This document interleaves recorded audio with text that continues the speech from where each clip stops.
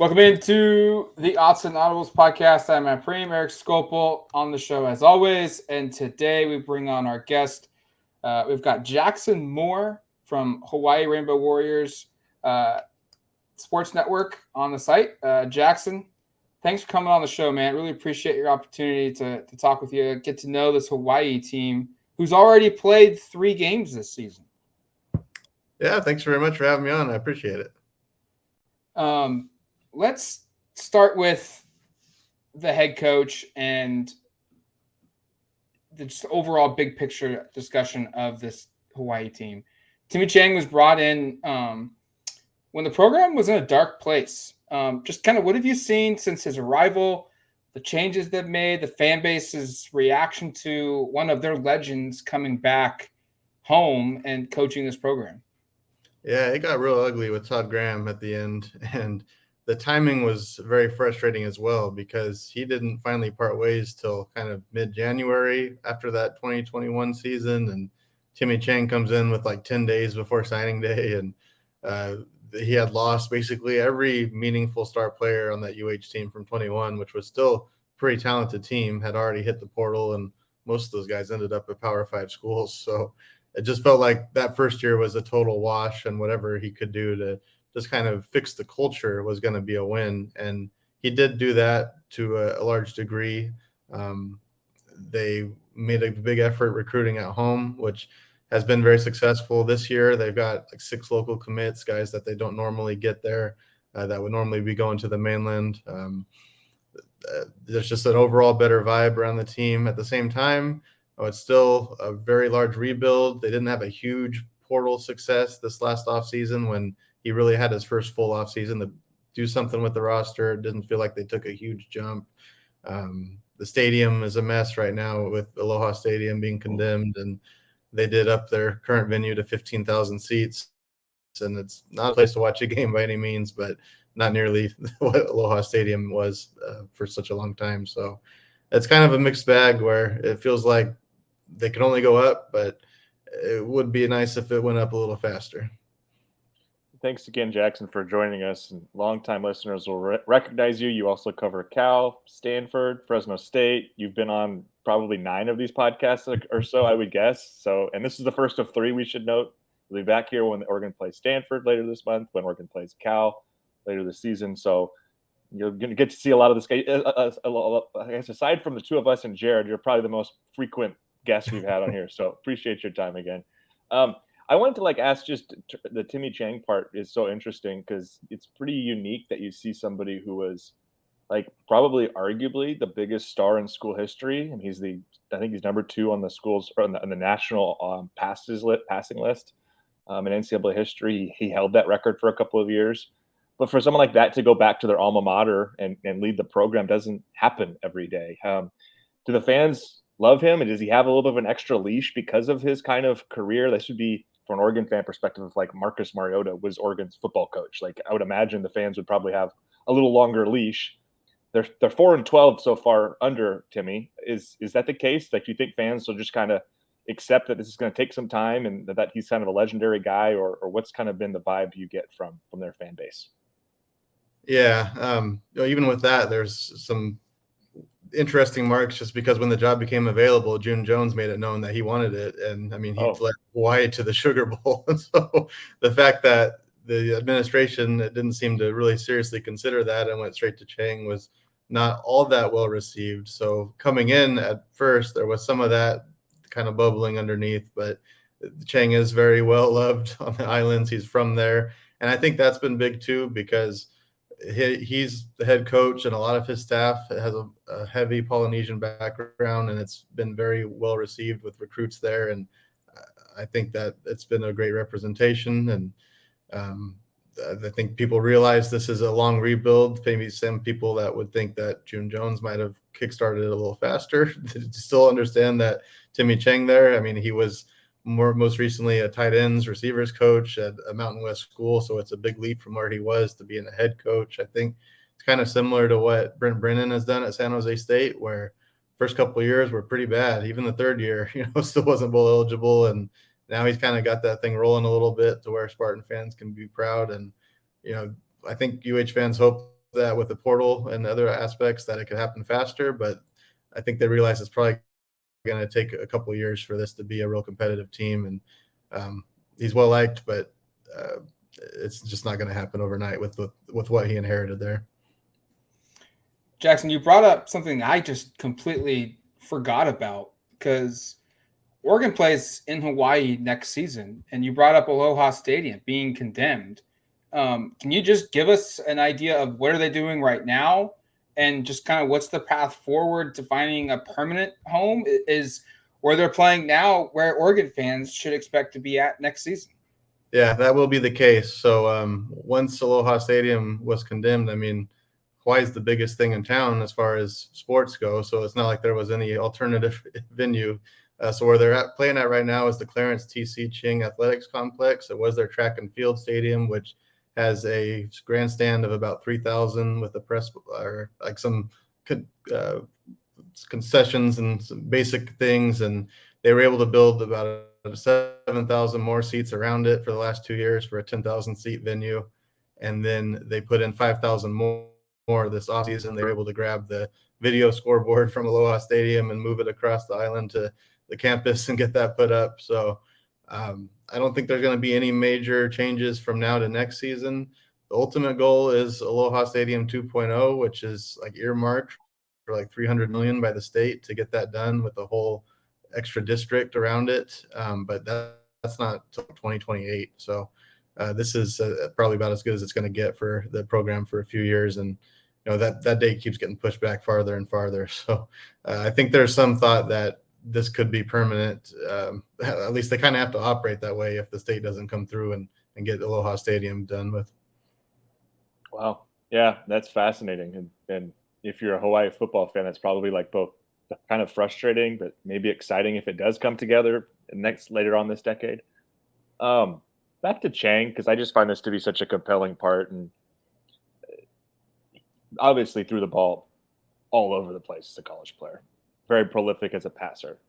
Is that sort of what the offense is? Like, is that when you put on a Hawaii football game, when Oregon plays Hawaii this Saturday, I imagine you're expecting like they might throw it 45 times and run it 8 times. Like, is that sort of, you might have all the data in front of you, I don't know, but like, is this kind of version of Hawaii football match his personality?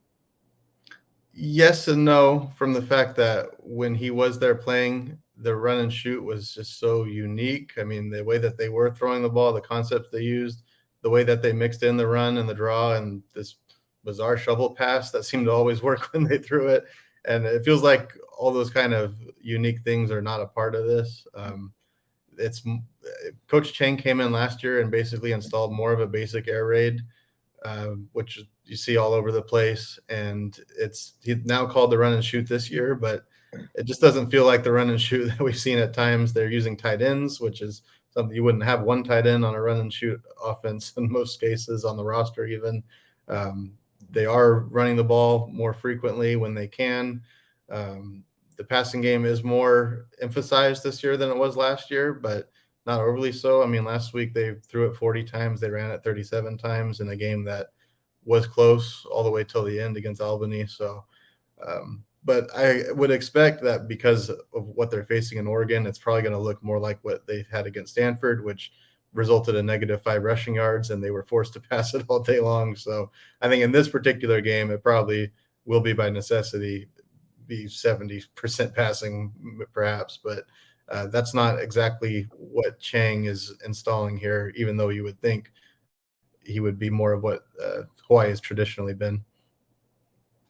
The quarterback, I actually, when I was watching, I watched both parts of both their games against Power 5 teams, Vanderbilt and Stanford. And Braden Shager, guy's got a really impressive arm. Like, he can throw the football. That part's not missing, and I imagine that's a nice marriage with some of what Timmy wants to do. Receivers, there's some guys out there, Ashlock and McBride, both have had some really big games. What impresses you most with this pass attack? And I guess maybe I'm answering it for you, but they are a little bit turnover prone. I think 5 interceptions in 3 games. Is that the biggest concern with an offense that maybe is this aggressive throwing it down the field in particular? Yeah, I've been impressed that Braden Shager's been able to do what he has been able to do this year. I did not think he was going to be a very effective run and shoot quarterback to throw the ball that much. Um, did not have huge games last year. I think he eclipsed 300 yards like one time, and you're basically expected to cross 300 every game in this type of offense that they're running now. Um, but he's exceeded my expectations early on. He's shown a lot of improvement. Last year they brought in 2 transfers and he beat them both out. They weren't great transfers, or they didn't play all that well when they were in there, but he did beat them out, and they didn't go out and get anyone else this year. So they've really gone all in. And the receiving targets, Ashlock and McBride, have been great all 3 games. You've got one McBride as a Kansas transfer. Ashlock's a redshirt freshman walk-on, I believe. Like, it kind of came out of nowhere. And I mean, it wasn't like they just played great at Vanderbilt, or they've been great all 3 games. So expect a heavy dose of those 2. And the rest of the offense kind of weird. There's been some weapons that were big last year that haven't played a whole lot this year. Some of them came back against Albany. Some of them had lesser roles against Albany. So besides Shager, Ashlock, and McBride, it's really kind of a guessing game as to how else the other guys are going to contribute. Matt, you're muted. Oh, sorry. I thought I clicked the unmute button. Sorry. Shifting to the defense here. 22 tackles for loss this season. That's top 5 in the country. I think their defensive backs are creating a lot of pass breakups. I think they have 11 total this season. That's already a high number. 3 games or not compared to most teams playing 2. Just what are your thoughts on this defense? Who are the guys to know on this defense that are creating some kind of havoc out there? I'm not trying to say they're 85 Bears, but they're creating disruptive plays here. Yeah, the defense, there's a lot more continuity on that side of the ball. They're back with the same scheme. It's a 4-2-5, and about 7-8 starters are back from last year's team. This year's offense has 4 new starters on the O-line, so it's kind of night and day from the 2 sides of the ball. And on defense, they were able to plug in a couple of transfers in those question mark spots, which had worked out well, other than Cam Stone, the cornerback transfer from Wyoming, getting injured. I don't think he's going to be available in this one, which is a big blow. But overall, Logan Taylor has been huge for them. He was a guy that was a junior college recruit like 4 years ago with COVID and red shirts and everything, and didn't really do much until about halfway through last season, and now he's been like a 10 tackle a guy a game out of nowhere. Peter Manuma has been another one of their guys that has put up a lot of tackles.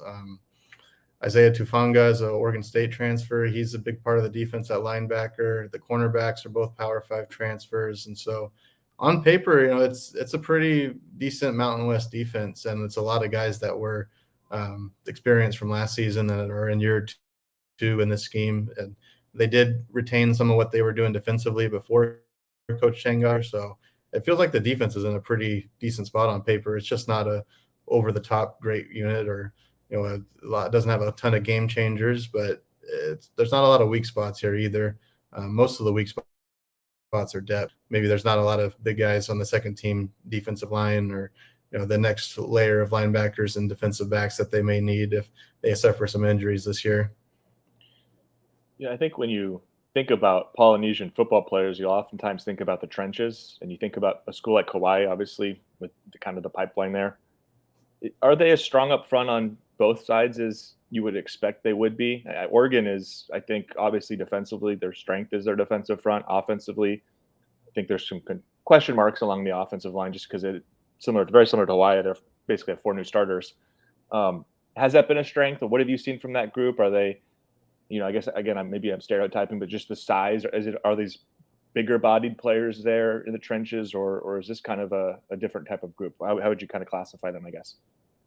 Yeah, I think on the offensive side of the ball, there's just so many new starters in there that it's going to take some time to gel, and for those guys to get experience. They're not undersized by any means, but not a lot of experience there. Again, 4 seniors departing from last year's team on the O-line, and only 1 transfer is in there to fill that spot. So some guys that haven't played a lot of football, are young, that weren't necessarily big-time recruits or anything like that. The defensive line's a lot older. especially the first team, I would say is a lot stronger. They don't have a lot of depth behind them, but they have a pretty decent Mountain West defensive front. And the one guy that really stands out is Solo Vaipulu on the offensive side of the ball. You're going to see him in number 0. He's been an offensive lineman there for the last few seasons. Did not claim a starting spot this year, and they're using him as like a running back at times and doing some really weird things with him. So he is the one guy that maybe will fit the description when you're thinking, what the heck is that guy doing out there in that spot with that size? Well, it's funny is I was looking at like the stats for career starts and whatnot, and he's got like 30 or 40 career starts to his name already, and he doesn't start anymore. Is there a reason behind that? Like what did they see there? Yeah, tough to say. You know, he's kind of been in and out a little bit over the years, and but with the team that doesn't have much experience, you would assume a guy like that would be in there. Right. I don't know if he's maybe slimmed down a little bit to be in this role, if that's what he really wanted to do. I don't know. I think he was bigger in past years, but it's tough to say. I think he's having a lot of fun. It's just that package isn't used a whole lot, but when it is used, it's pretty interesting. Caught a pass for like 10, 15 yards and should have had a touchdown in the opener. Yeah, I can't wait to see it. I think I've mentioned on the podcast now two or three times. Zero, who's like a 6'2", 280-pound offensive lineman playing running back. It's pretty cool, funny, interesting. Bunch of ways to describe that.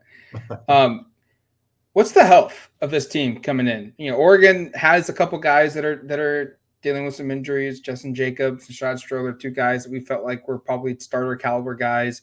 Beginning of the year have yet to play. They just got Evan Williams back from an injury, a safety from Fresno State.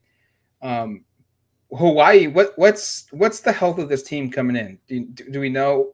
Are they close to full strength? You know, for the most part, the real big red flag is Cam Stone, who was an all Mountain West cornerback at Wyoming and left there and came to Hawaii from the same conference. That was a big pickup for them. Not only was he their top cornerback, but he was also returning kicks and punts. And it seems like that was probably what was his undoing with an injury against Stanford. So I would be surprised if he's good to go. That's the main one that I'm aware of. Again, there's been some weird things with the lineup. Jordan Johnson and Najee Bryant-Lele, those 2 guys led the team in rushing last week, and they didn't play at all the first 2 weeks, and they weren't described as being injured players. I know Jalen Walthall's a fan favorite who had a touchdown last week, and he has been healthy but not in the lineup. So weird things kind of going on the offense, but defensively, the Cam Stone one's the one that's troublesome.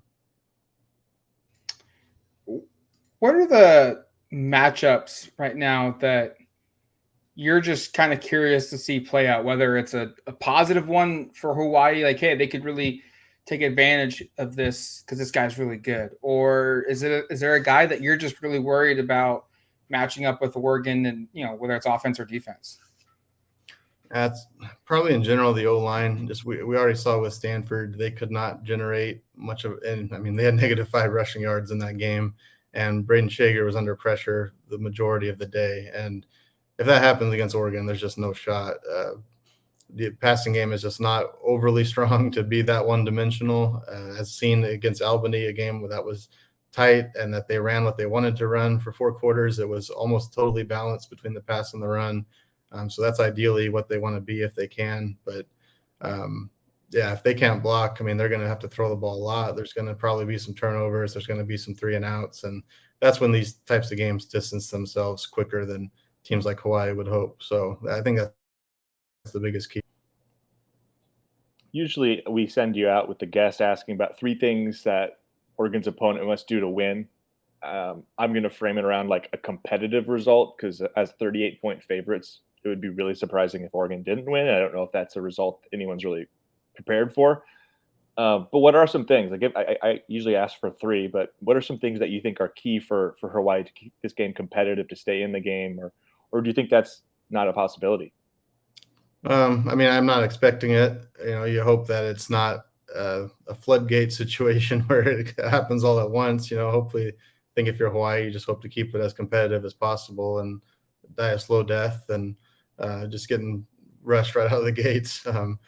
I think that if they can, again, hold their own in the trenches on the O-line, that it's going to make the offense a lot more formidable, and that I think they will, regardless, make a few plays. They've got some explosive players, but can they stay on the field and get in rhythm and sustain drives? I don't know if they're going to do that. That's a big key for them to just make this game competitive. And defensively, kind of the same. I mean, don't give up the big plays if they're well equipped to do that.